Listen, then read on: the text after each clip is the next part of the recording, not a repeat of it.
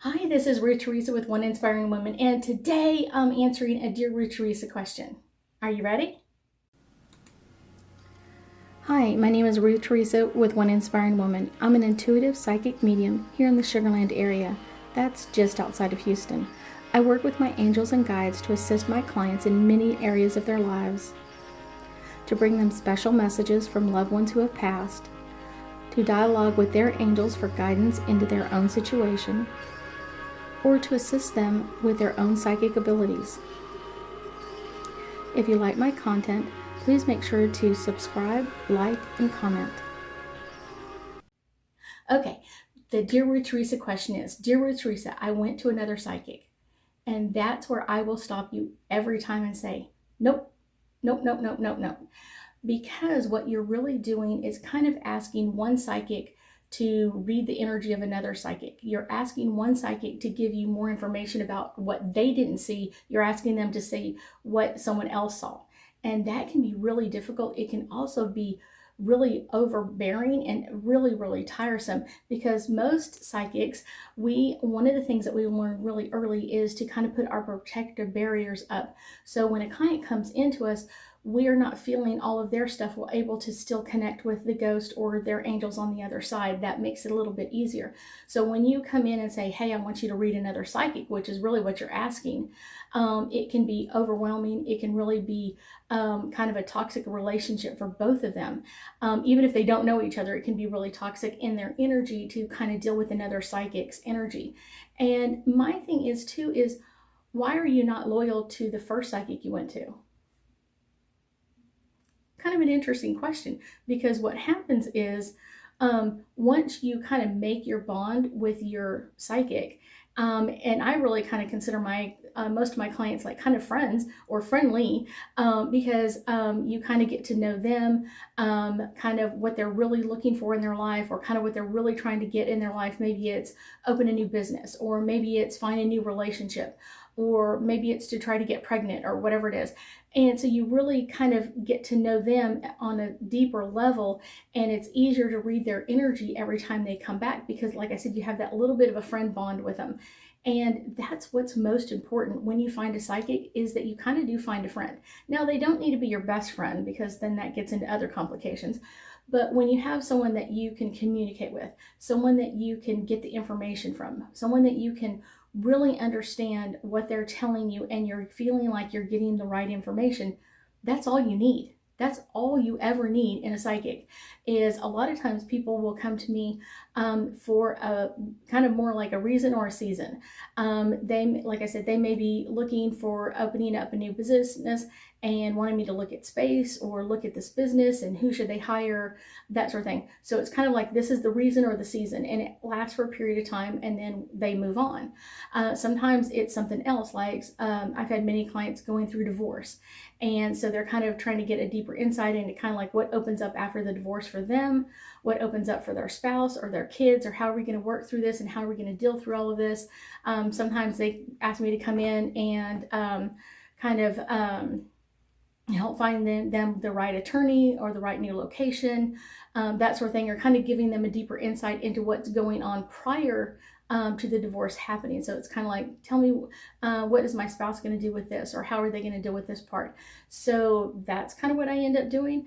And then it's only for a period of time, and then that time leaves, and it's like, okay, now I understand this is what I need to be doing. This is where I need to be at. When you change psychics, you're almost like, I went to this psychic about problem A, and then I went to go see this psychic for problem A, and now I don't know what to do. Well, the problem is you're asking one psychic to read another, and that's not easy, and it's not polite either. It's one of those, I went to go see a doctor about this problem, and I went to go see another doctor, and they're not saying the same thing. You should stay with one doctor, and if you're not going to stay with the first doctor, then completely change to the next doctor. And I would say that with psychics, if you're going to see this psychic for this issue, then you need to stay with that psychic until you feel like this is no longer working for me, and then I need to change this to someone else. And that makes it a much easier, much more open, much more easy way to deal with it. And I've had clients that have come in for a reading, and then they may go to see someone else, and I'll be like, okay, I'm taking you all off my list, don't worry about it, it's not a problem. come back whenever you want to. And sometimes 2 or 3, 4 years later, they'll show up and go, I really need a reading today. And I'm like, as long as you're not seeing the other psychic, that's okay. It just makes it a little bit easier. And sometimes they'll come back and just say, I thought they were better for a while and they didn't. I deal with sometimes clients that say, they were telling me, the new psychic was telling me that I had a curse or I had negative energy attached to me, and then they wanted $500 or $1,000 or $1,500, sometimes $2,000 and $3,000 to remove this negative energy, or to remove this curse, or to remove this evilness in my body, or whatever. I've heard kind of a lot of them by now, and it's one of those, when you're dealing with that, a lot of times it's that person that you think is a psychic that actually has cursed you. I have found that probably more than half of the time, like 60 to 70, 80% of the time, that the new psychic that you thought was safe is actually the one that's actually cursing your energy, and they're doing it like, let me make your energy dirty so I can make some money doing this, if they're actually doing anything at all. And that just makes it more difficult, because now you're kind of cross-contaminating that person's energy with a new psychic, and that can be really, really difficult. Once you have a psychic, stay with that psychic until you're absolutely ready to change, and then once you're ready to change, make that change, find someone else. Psychics, I guess, are not meant to be with that person forever. I do have clients that I see, on a regular basis, and it really depends on when they're ready to make that change. When they're ready to change to someone else, that can be something that can come in and really be helpful to change a psychic from one to another, sometimes to change to someone else and then be with that one for a period of time. I just think it's kind of interesting that way. But once you change, and you don't go back to the other one until you're ready to make 100% change back. That makes it a little bit easier in the insight for both psychics. So let's pull a couple of angel cards and get us a little bit deeper insight into all things talking to another psychic. Retreat. When you're dealing with a psychic, you kind of need to take yourself off the market. That's kind of a time to step back, and I'm not going to see any other psychics. Sometimes my clients will be like, oh my gosh, my friend wanted me to go see a psychic with them. That's okay, as long as you're not getting a reading or asking any information. It's one of those, it makes it a little bit easier. I've had several clients that will go to New Orleans and say that, oh, I went to go see a psychic with a friend, and I'm just like,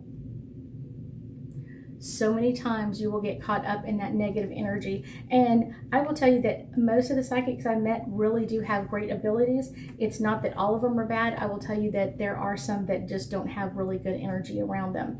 So that's a really good thing.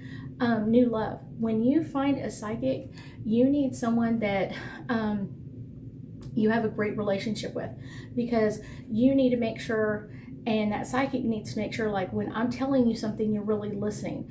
A lot of times when you have a client and they're talking over you, it means they're really not listening.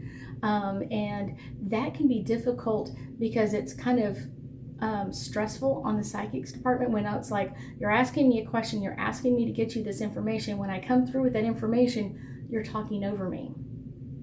That can be really stressful and not really easy for any relationship. So make sure that when you are talking to a psychic, that you are allowing them to answer the questions that you ask them. Think about the question for a second or two, and then ask the next question. It makes it much easier and gives you a great insight into not only the psychic, but your information as well. Kind of like, where do I need to go from here? What's up next for me? What do I need to deal with next in this department? So let's pull another angel card right here. Music. When you have a psychic relationship, it is very harmonious, and it's almost like a dance. When you ask a question, the other person is going to hear it and be able to respond. And I do have clients that come to me for different situations or things that they want insight into. And it's one of those, you've got this really great balance between the two of you. They ask a question, I answer it.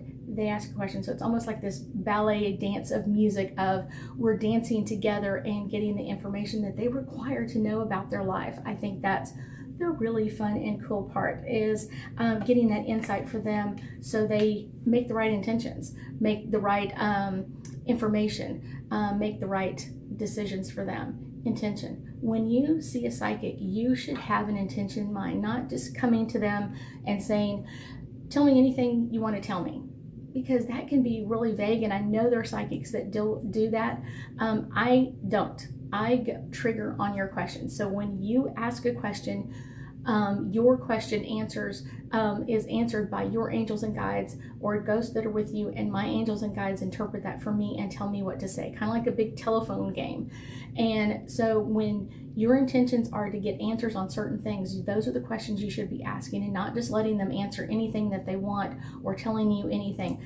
I had a client, I want to say 2 or 3 months ago, that came and sat down with me, and they're like, oh, I know exactly how to do this. I've been to many psychics. I'm like, okay, I'm not the normal psychic. And they sat down in front of me, and I'm like, okay, here we go. And they kind of sat back and were like, what do you want to tell me? Or tell me about myself. Well, that's a really hard question, because there's a lot of things about you that you probably don't care about anymore. I could tell you different informations or things about people that you've known in the past and you don't care anything about. That's why it's really important for me that you ask the question. You are physically asking me the question, so it's triggering that answer, like I said, from the angels all the way into me, so then I can gift you the right answer, so you get the right insight, so you get your question answered and you know what to do from here. And a lot of times, sometimes it comes in that you have a choice to make, choice A and choice B. You have to make that decision. I cannot make it for you, nor will I. It's one of those, am I going to stay in this relationship or am I going to leave? Your choice. I can tell you the energy of both, what's about to happen, or if you do one or the other, but you have to make the choice. That's your decision. Should I open up business A or business B? You have to figure that one out. I can tell you about the energies of each, or which ones your energy may like better or least, which one's going to have more paperwork sometimes, and that's kind of the fun part. But it's your choice. Your life is your choice. You have free will in all of this. If you're in a relationship that doesn't honor you, then get out. If you're in a relationship and you don't know where to go, ask for assistance, but then make your choice. You have to make your choice and stand up in your own power and make your choice. Sorry for getting on my soapbox for just a few minutes, but it's one of those, it's really important. Sometimes clients come to me and say, I want you to make this decision for me. And I'm like, nope, sorry, can't do that. Nor will your angels or guides. They're going to support you whatever direction you go.